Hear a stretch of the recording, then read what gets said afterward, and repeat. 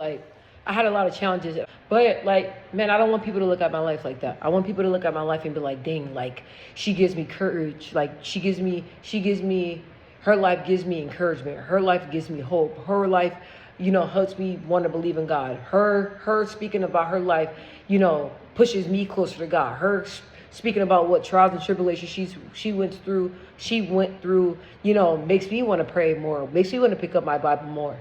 So when it comes to my life, that's what I want. Like I'm never a victim. Okay, I'm never a victim. And I know that a lot of people feel like sometimes I don't show them remorse, right? I'm not gonna lie. When I hear people complaining or, oh my gosh, poor me, and my life is messed up, and I don't have a job, and I don't have money, and I don't have a car, and I don't have an apartment, and I don't have a house, I don't have a credit to get a house, or like other people saying like all the messed up mistakes, like it's not my fault, it's other people's fault. Other people are the reason why I'm in the situation that I'm in.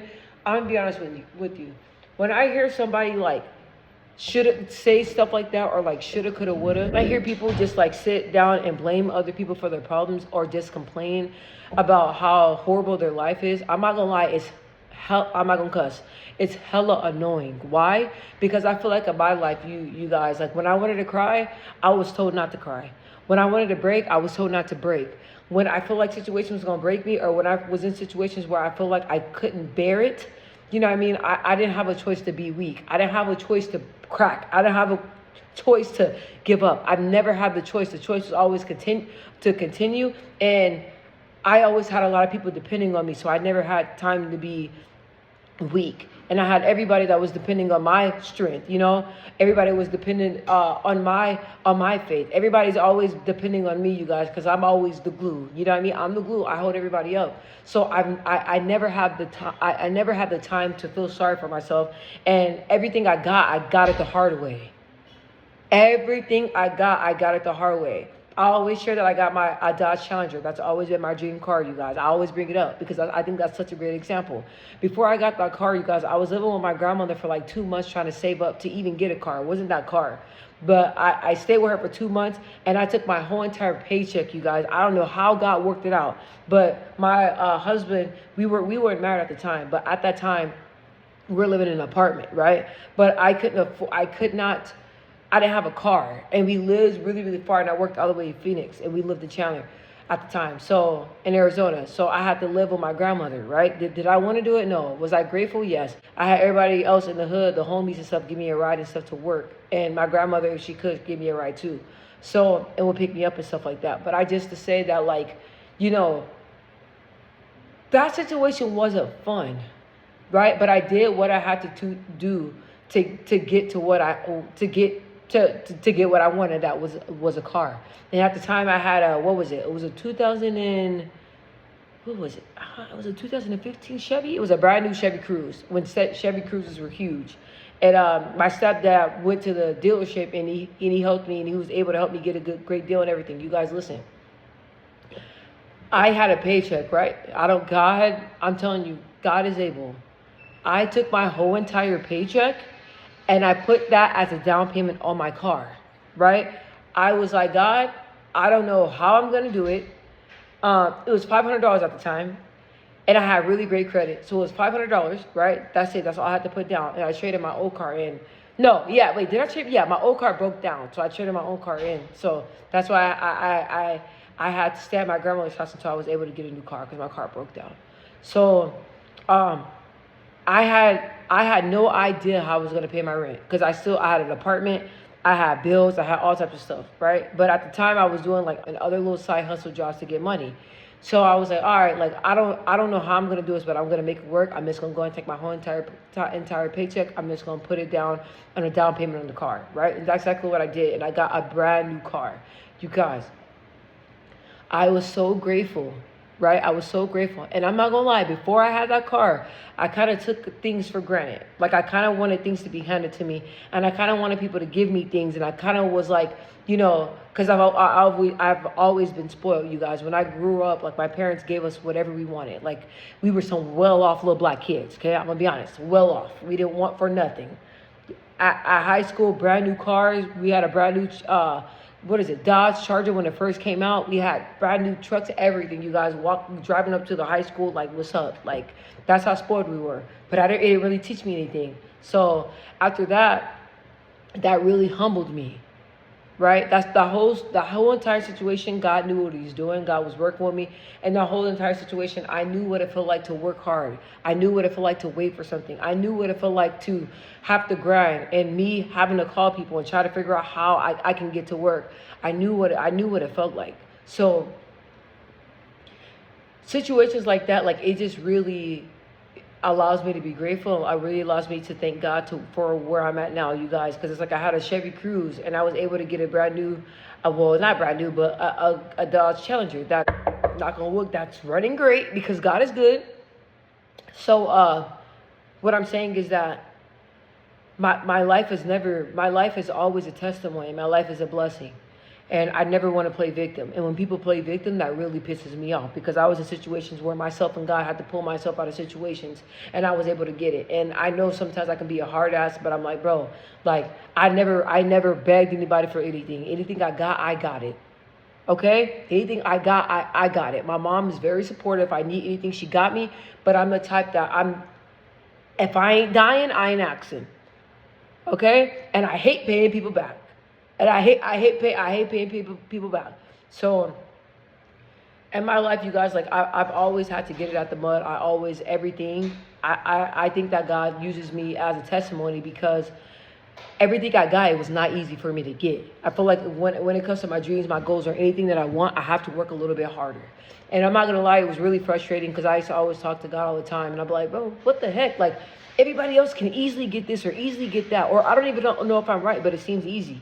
But I'm like, everybody is able to get this and get that. And it feels like, well, for me, I have to work extremely harder than everybody else. Like, everything I want, I just don't get it handed to me. I have to do extra stuff. I have to work extra hard to get it. And I didn't understand that. And I was like, God, is there any way that I can just get something just easy for once? But no. So as hard I had to work in my life, how hard I had to work to get everything that I own and everything that I have, it humbled me. And it really allows me to really appreciate my patience, and appreciate me really trusting God, and appreciate me really working hard for things, because I can honestly say that everything I got, you guys, was not handed to me. So when I hear people complaining, or when I hear see other people that want people to take care of them, that pisses me off, because I don't want nobody taking care of me at all. And I won't allow nobody to take care of me. I will struggle before I ask somebody for help. I don't know if that's a good thing. I know that's a bad thing, or I'm going to try to figure out what I'm going to do to try to get my situation handled. Like, even if it's bills, you guys, or anything. If it's anything I'm struggling with, I'm going to sit down, I'm going to pray, I'm going to figure it out. You know, I'm not the person, I don't want a handout. I don't want the easy way out. I'm not a victim. I'm not a victim. You know, I've been through horrific things in my life, and when I look at other people and what they've been through, it just allows me to be grateful. Like, you guys, I went to go see, for example, Claressa Shields. That's my girl. She's one of my all-time favorite boxers. Love Claressa. Like, oh my gosh. So I went to go watch her movie today, right? And I was like, damn. When she shared some of the things that she went through, I was like, and like, she didn't complain. I didn't hear her complain. She was more frustrated because she wanted to try to figure out how she can, take care of her family, because they were going through poverty, and they were, poor. So it was like she was sad for other people and sad for her family, but she was never sad for herself. And everything that she went through, she was grateful, you guys. When she showed that she went to the Olympics, each time she was so happy. And it was like surreal, like really, really just humbling and just grateful, right? So when I watch like people's stories like that, it just really allows me to look and just to see how blessed that I am, because like, you think that your life is, I'm trying not to cuss, but you think that your life is bad, or you think that your life is not good, and you look at somebody else's life and you're like, God damn, like, this person went through way more than I could possibly imagine, and they didn't even complain, and they're not looking for a handout, and they got everything that they have, they deserve. So my life is always a testimony, And no matter what, you guys, I don't feel sorry for myself, and I don't want other people to feel sorry for me. And I'm not ashamed of anything. People used to tell me all the time, you talk about not having your diploma. Aren't you embarrassed? Hell no. Why am I going to be embarrassed? There's people out there that reach out to me all the time that say they don't even have their high school diploma. A lot of people say they even dropped out. They only went to high school freshman year and dropped out. Some people didn't even go to the 8th grade and dropped out of school. And a lot of other people were saying, I appreciate you for sharing your story and all that, because like I don't have my GED, or I'm working on getting my GED, or like you don't know who's going to relate to you. And that's the thing about me, you guys. Like when it comes to my life, I'm the type of person that I'm real. Like what you see is honestly, like I'm not just saying this. What you see is really what you get. I don't have nothing to hide. Like I don't need to pretend. You know, I don't need to pretend. I don't need to show what I have, be materialistic, or try to be more than what I am. Who I am is enough. What I have to show is enough. What I have to give is enough. What you see is what you get. So when it comes to my life, I don't sugarcoat anything, and I'm open and honest, and I'm real about what I've been through and what I'm going through, because people can relate to real. And it makes me mad when people want to always show that the aesthetics of things, or always show like all their life is just glamorous and good. I'll be honest, my life is not like that. Okay, my life is not like that. For some reason, ever since I was a little girl, my life has been a little bit on the dysfunctional side. I'm not gonna lie. You know, people always say, well, you're growing up, your parents had money on stuff. Okay, at the end of the day, money can't buy happiness. Money can't. I didn't want to get into that, but when people say that, it really pisses me off, because just because we had everything, it was a lot of stuff going on behind closed doors. And people always tell me like, you shouldn't be sad, or you should be grateful. Like, look how you live. What do you mean how I live? You see the materialistic things. You see the cars. You see the brand new clothes. You see the money. You see the parties. You see the glamorous stuff. You don't see what I really deal with behind closed doors. That's another thing, guys. I've always been a private person, but there's so much to know about me. And a lot of people, they get confused because when they're talking to me, or if they share things about their life, and I'm like, oh, I can relate because this happened to me. Then they're like, what? Like, I never would have thought. Or even if I talk about like losing my dad to gun violence, people feel like the way I act and the way I appear, that I wouldn't be a person that lost their dad due to gun violence. I don't know why people put me on a pedestal. I don't know why they do that, because, listen, my life is not glamorous. And I don't like when people do that. I don't like when people be like, oh, like, you're on a pedestal, you don't know about this, you ain't been through hardships, your parents got money, your parents have money. Like, that shit pisses me off. Excuse my language. That makes me mad, because I'm like, y'all just looking at materialistic stuff. Like, you don't really know me. So all I gotta say is that, like, I'm real. I want to save souls. I want to talk to people. I want to be relatable. I want to help somebody get through a rough path. If anybody lost a parent, I want to speak to them. If anybody lost an uncle, I want to speak to them. If anybody, was in like a long-term relationship that they had a hard time breaking from because they loved this person, and so much drama went on with that relationship, and they have to pray to God to break the soul tie. Like, I want to talk to people like that. Like, I want to be able to relate and talk to people and really be able to help somebody get through some tough times. A lot of people are materialistic. I'm not materialistic like that. You know what I mean? And a lot of people are ashamed of what they've been through in their life. I'm not ashamed of anything that I've been through. It is what it is. Like God is using my life to help somebody else. And in my life, I've been blessed and been able to help other people with my story, and even sharing my videos on here. So many people reach out to me and say, hey, like, I can relate. Like, that's real. Like, in a lot of men, you guys, a lot of men reach out to me all the time. A lot of men be like, bro, like, that's real. Like, when you talk, it's real. You know what I mean? Because it's just real life stuff. Black people always were telling me, oh, you're trying to be white. No, I'm not trying to be white. I'm just educated. My parents did all they can to put us at the best schools, to put us with the best tutors, to do all they can to make sure we get the best education, and that we're, being educated and being around other kids that, parents put their education first. Like, that's it. So, but it was like our parents did all they can to put us in a better situation, but like I said, I have cousins from the hood. A lot of my cousins are from the hood. I have cousins that were raised in the hood. I have cousins that wasn't raised in the hood. So it's like, how do I say this? Like, even though that my parents did their best to keep us out of that environment, like, that's my environment. Like, that's my family. You know what I'm saying? But I just carry myself a little bit different. But I don't like when people think that I'm trying to be better than somebody, or they think just the way I act, I'm just an uppity black girl that try to act white. Like, that's not what it is. I went through a lot of stuff in my life, right? I'm not really sharing all of it at once.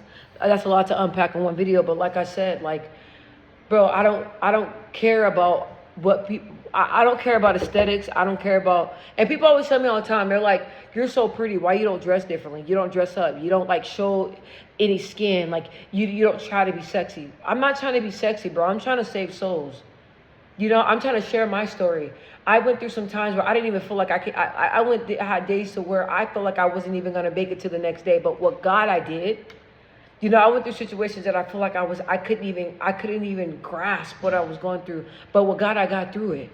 You know, I don't have time to be trying to be sexy. I don't got time to be on here trying to be seductive. I don't got time for that. I'm trying to save souls. I'm trying to talk to people. I'm trying to help people get through some real life stuff that's going on. There's some real life stuff going on out here. And I told God, if you want to use my life as a testimony, you can. Just like God uses Clarissa Shields' life as a testimony, you guys. She was poor. It was all types of stuff going on, man. They couldn't even afford diapers for her nephew. Like she went days without eating, like all that stuff, you guys. And she got through it, and now she's a millionaire. Like, if that's not a blessing and that's not a testimony, then come on now. After watching her story, I was like, damn, there's no excuse. She didn't make no excuse. And look at where she's at. And she didn't even feel sorry for herself. So I'm not going to feel sorry for myself. But like I said, my life is a testimony. And I'm out here trying to save souls. I've never been the type of person I care what people think about me. I've never been the type of person that, you know, care about how I'm perceived by people. I never been the type to care about that. Because like I said, I told God, I said, God, if you help me turn my life around, I will help you save souls. I will share my story. I will tell people about you. You know, use my life as a testimony. Like I said, I don't care about being cute. I'm in here trying to help God save souls.